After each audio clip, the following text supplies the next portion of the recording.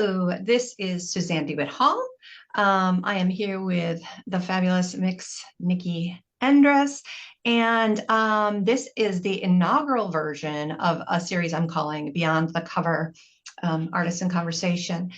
And the series idea is that was talking with people whose books I had read and who had read my books, and I thought that that made for a very interesting dynamic because reading someone's work or understanding someone's work kind of gives you some insight into who they are. And when the Transgender Day of Awareness, excuse me, of Remembrance came up, as you know, in my calendar brain, I thought it'd be really great to talk with Nicky and connect with her. So Nicky, I'm going to let you introduce yourself, and then we'll see if I have anything to add about your fabulousness. Well, hi everyone. Thanks for tuning in. My name is Nicky Endres. My pronouns are she and they.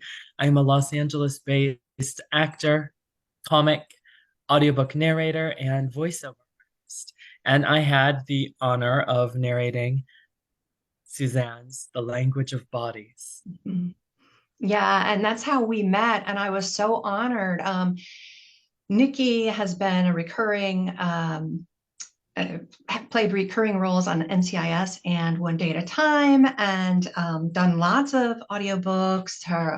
There's a comic series that's, or not a series, but what is it called? It's streaming now, which I just discovered today. So I'm Oh, going to yeah. be watching that tonight. It's based on a webtoon. It's called Lookism. It's a Okay, Korean webtoon that was made into an animated series, and I voiced the English version very uh, cool. on Netflix. Yeah, Okay, that is cool. What I was talking about was a stand-up show of that too. several comics. Yeah, so you do everything.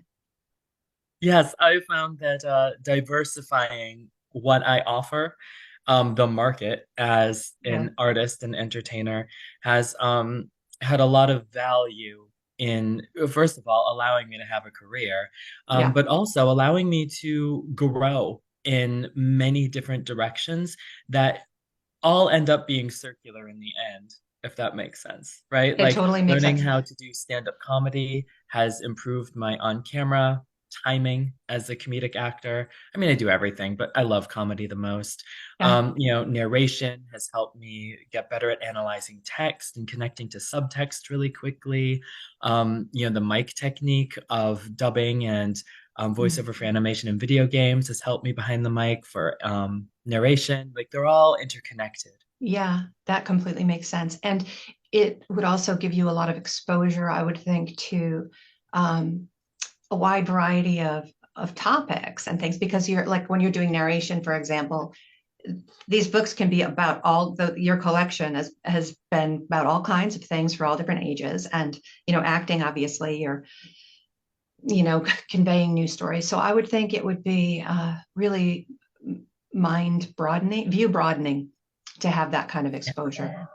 It's such a side benefit, you're right. And like we research every book Yeah, that we do, and some requires more and some requires less. But a right. lot of times narrators end up being cast based on not just their authentic lived experience, but their ability and familiarity to connect with the author's world and what the author has made. Uh, so, but it's always different because you'll get a sci-fi or fantasy and everything's made up, and you just have to ask Yeah, all the questions so you know what's going right, on. right. Yeah, the traditional writerly wisdom is to write what you know. But I think, I question whether or not that is the case. And there's this tension between uh, trying to enter into someone else's existence without stealing their reality, or appropriating someone's culture, or there, because you, as a person of privilege, right? I forgot to say my pronouns are also she they, um, but I'm white. I'm very sort of, I'm perceived as femme. I don't get much, I look queer some of the time, I guess. But, I have a lot of privilege, and Mhm. I want to make use of that in a way to help bring about social change, right? As my responsibility to do so, while at the same time not trying to steal anyone else's voice or uh, make money on it. Not that not that writers make money. I don't know about your line of work, but writers Yeah, really no, I feel you, but like not in an exploitative way, right? exactly Yeah, it's like for the good of all of us, not just for the right. good of one me. Yeah. Yeah. So Yeah, it's, exactly. as a writer, I'm sure that people who do screenwriting and other things encounter that as well. And in your work, I think I hope, I don't know if you ever run into that. I would think that maybe you wouldn't, because you've been brought on to do this portrayal of something that already exists, and to add nuance to it. But Yeah, that's a really good point. And just because I mentioned research, like I also, was came up in the, artistic and literary tradition of write what you know, yeah, which I think is valuable. But I think that in this day and age, with the access that we have with the internet to other people's lived experiences and how important it is for us to educate ourselves, and to do our own kind of independent enrichment on things, not to yeah, reduce it to research, but to, keep the humanity in it. Um, I actually think that it's stronger to think of write what you know in terms of be authentic yeah, to your voice and lived experience, and as you said, honor that which you haven't lived, but maybe amplify in a way that yeah, is aligned with your values. But also it's like I think we should investigate things that we haven't lived or things that we don't yet know, because it's only through that that we get to know it. And if we get to know it well enough, maybe we can write it or embody it or whatever. mm, I mean, as an actor, I don't get as much research time as a writer, right? Like as a writer, you can take as long, well, unless you've got a deadline that you're already right, paid in advance for. yeah, There's an understanding that writing takes time right, and drafts and iterations. And only in, I think, maybe like the theater, or you also maybe in stand up too, where there's an understanding that your final best show is going to be months away from when you get the part. And it's yeah, a collaborative thing and it takes rehearsal and repetition and all this stuff. refinement, yeah, Um, and I think that's true of all art, but there's also like the feeling of being rushed, especially like with on camera or even like behind the mic with animation and voiceover. Like you're supposed to prep your shit before you get there, yeah. because when you're there, you're in session or you're on set, like That's it's action dollars. and you do it, Yeah, and yeah, it should be good enough to use. right. Yeah, that's And so pressure. you do have to like rely more on your instincts. But then too, like, for better or for worse, when you're cast in that way, you're usually cast based on, well, an audition. So you already prove that you have a reliable way of showing that you can embody the thing that you need to do. But it's like, I am not going, unless it's like one of those sci-fi body switching things, it's going to be rare Yeah, that I will be cast as an Arnold Schwarzenegger type, like huge man, right? right, right, And that's not because, oh, I'm such a bad actor, I could never ever understand his experience, but it's right, efficiency, right? Like I am going to much more authentically and quickly be able to embody a trans femme of color than I right. am. And even in that world, right? Like an Asian American one, not necessarily a Black or Latina one. So it's, yeah, I think that there's value in sticking to what you know, but I think we owe it to ourselves and to our communities and to the greater society to make room to include other people's experiences. Yeah, Which is why I like collaborative stuff, because I right. don't necessarily have to know it if like three of the writers in the writers' room have lived it and they can help Yeah, me out. We can they do can. it Yeah. together. Oh, that's kind of perfect. Yeah. Yeah. Well, some of the things you said about that are connecting me to the book that you narrated for Dreamscape Publishing. It's called The Language of Bodies, and it's clearly backwards there, and getting some reflection. But there's even I was kind of shocked. I didn't know that anyone still produced CD versions of audio, but it's awesome for those who find That's that helpful. amazing. I know. So we had to Y'all get should one. listen to it. It's really good. It is. It's so good. Yeah. And I was really lucky that when the audio publisher was getting started on the project, they allowed me to have input on on potential narrators. They sent me, some potentials, and we read your bio, and to be able to have trans representation in a book that centers trans relationship was just such a wonderful thing, such a fantastic uh, continuation of my goal, right? I mean, in creating this book, today Transgender Day of Remembrance, and that day, this day set aside to honor the the death of transgender people to violence. That date centers in this story so significantly. I should probably say what my book is about for those who don't know. What Um, is your book about, what Suzanne? is my book about? So it's the story of a woman whose wife was a transgender woman of color, is murdered, and so she kind of goes off on this sort of unhinged um, journey of vengeance, trying to deal with her anger and her overwhelming sense of guilt and grief. And so she travels to the center of the country to try to find a way to get back at this man who perpetrated the crime through hurting his wife, because he's already in jail. So it's kind of this unfolding of her grief journey. Um, but so Transgender Day of Remembrance is featured several times in the book because this murdered person was a visible trans spokesperson and did a lot to raise awareness in a space where it wasn't happening in mainstream media. So there's several key plot points take place around TDOR. So I thought it was a really wonderful connection to be able to talk to you today. And because you are trans, and because this book featured those things, and my goal, one of the things you mentioned is, in the write what you know versus right to explore more.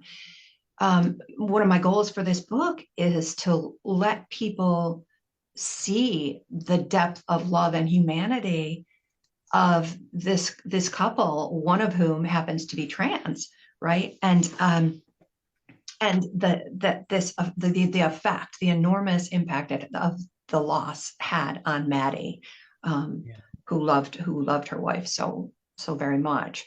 So yeah, talking about circles, what you were saying kind of brought me around to where it's kind of a difficult path to walk. I wanted to be careful, and I'm curious about how you perceived it.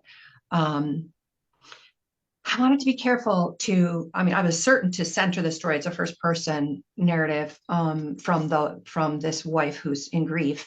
And I wanted to try to be really careful to, one, not celebrate the violence, and two, not speak on behalf of the transgender person, because I'm non-binary, but I'm not a trans woman of color, and was not trying to co-opt her experience, right? Yeah. So um, I'm wondering what your response was when you first, you got the opportunity and you started reading this book. I mean, was it kind of hard for you? Did you struggle at all to say, should I take it? What do I think? I hope that's not putting you on a spot a lot. No, that's a really good question. Because I think it's relevant to listeners who maybe haven't heard the book yet either.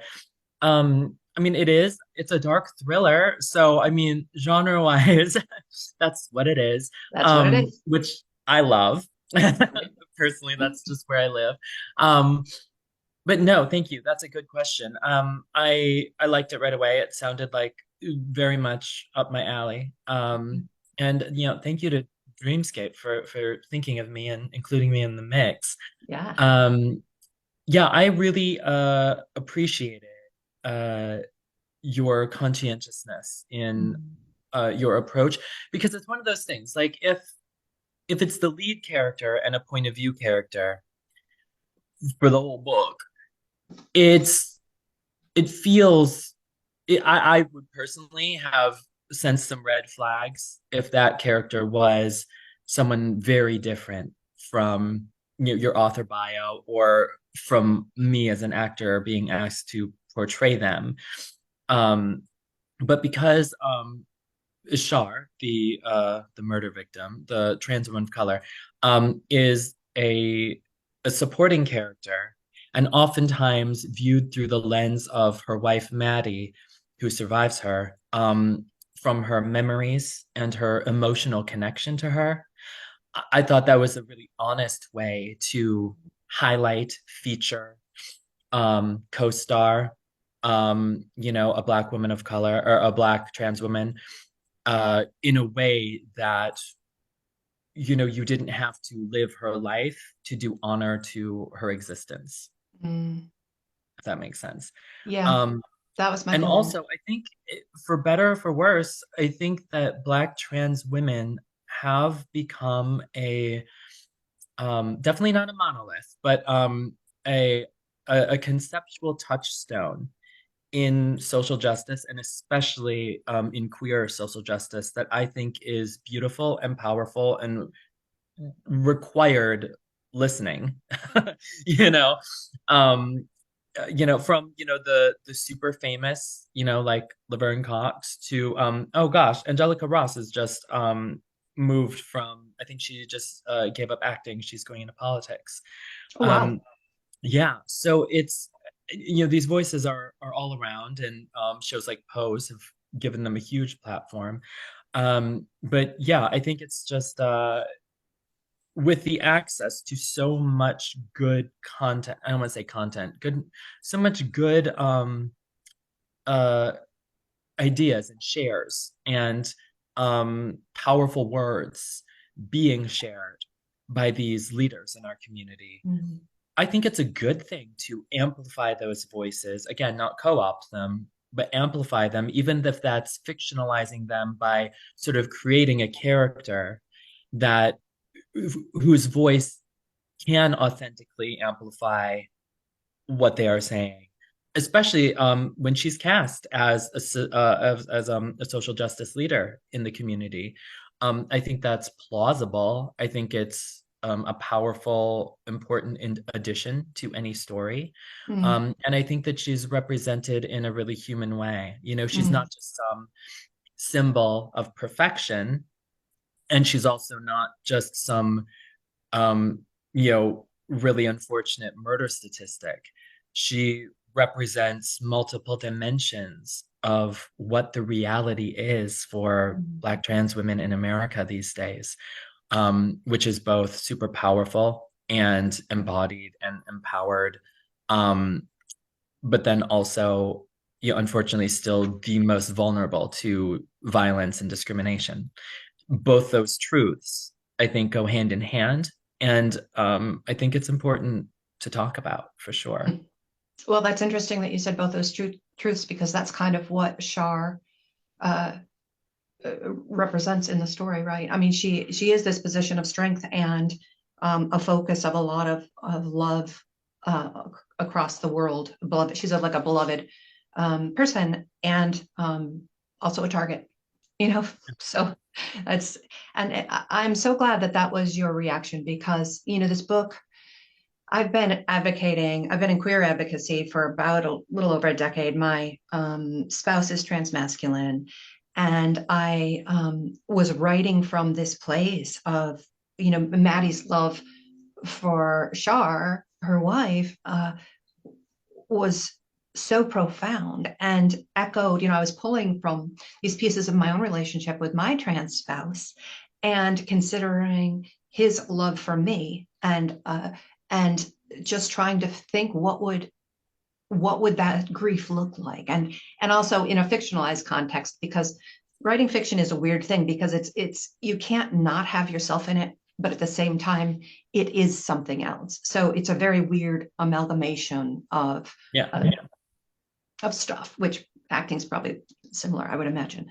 Um, so yeah, so I really I it's this book was so important to me in trying to reach people who may not be educated about um, trans activism, about queer reality, about a lot of things, and just be a reader who likes a dark thriller, right? Who likes Yeah. weird books, because my book is plenty weird, and maybe get some of those readers to think, oh my gosh, I never considered this. I'd never thought about people in these kinds of relationships. Yeah. I because trans people, trans women of color, it feels like are being reduced in many ways to this, well, to an issue, right? And Yeah. to an image. And I wanted to bring this sort of deep humanity into someone else's brain as they're reading. Uh, yeah, so it's hard to, I've done a lot of writing for that are outright works of um, more advocacy, queer devotionals and things like that, which are set out specifically to be advocacy books.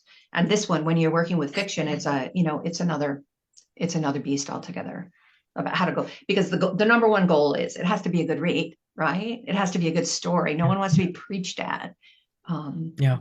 so you're balancing a number of things. Yeah, I totally hear you. And I feel like at least my artistic brand is definitely more in the edutainment vein, Yeah, where it's, the worst reviews are going to call me woke, which is also going to be the best review. So, yeah. Ooh, I'm so offended. but I really do think that the point of storytelling, is to open the world for people. And that's going to include some shit that you're not familiar with or that might make you uncomfortable. That Yeah, doesn't make it true, especially in right. fiction.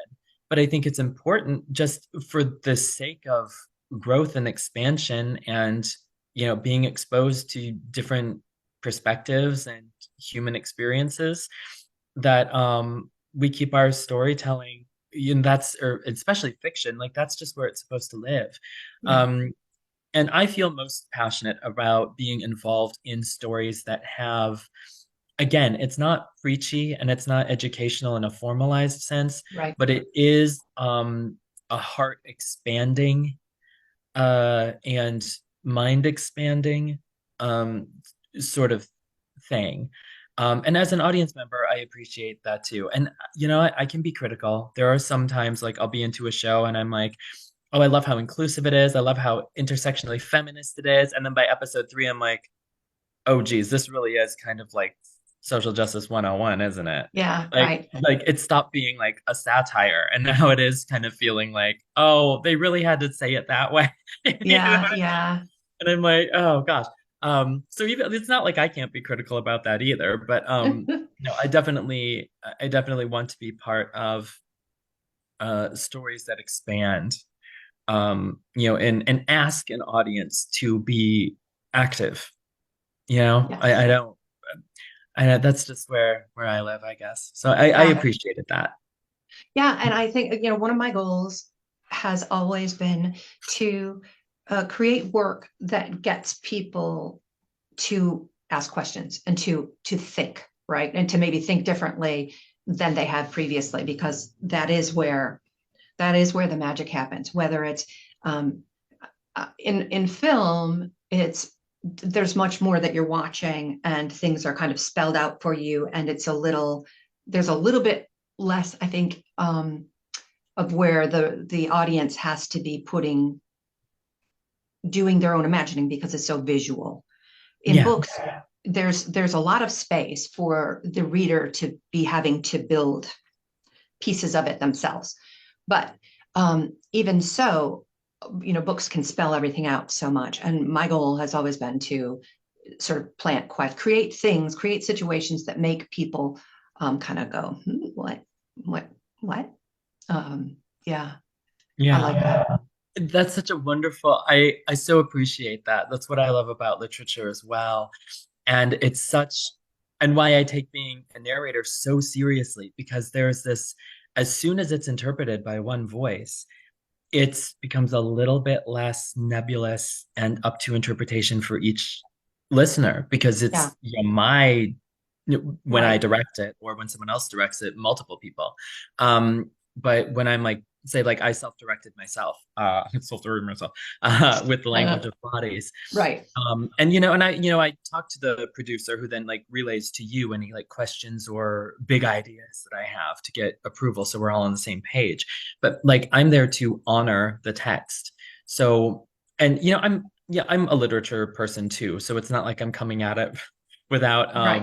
like an appreciable understanding of what authors The do, form, yeah, right, like so my job is to be sort of the cinematographer. Like we're talking about how in film the camera guides your attention, right, and of course lighting and sound and all the like helps, but for the most part that's what makes film special, is that it can be super specific. um and so as a narrator I have to make acting choices, right? So, while we describe a dark house that's empty and potentially haunted, or maybe it's just in the person's mind, but there's lots of darkness and shady shit involved with this. Um, that's I part of the need to book, narrate by the that. way. That was not a random example, but Oh keep yeah, going. that's no spoilers though.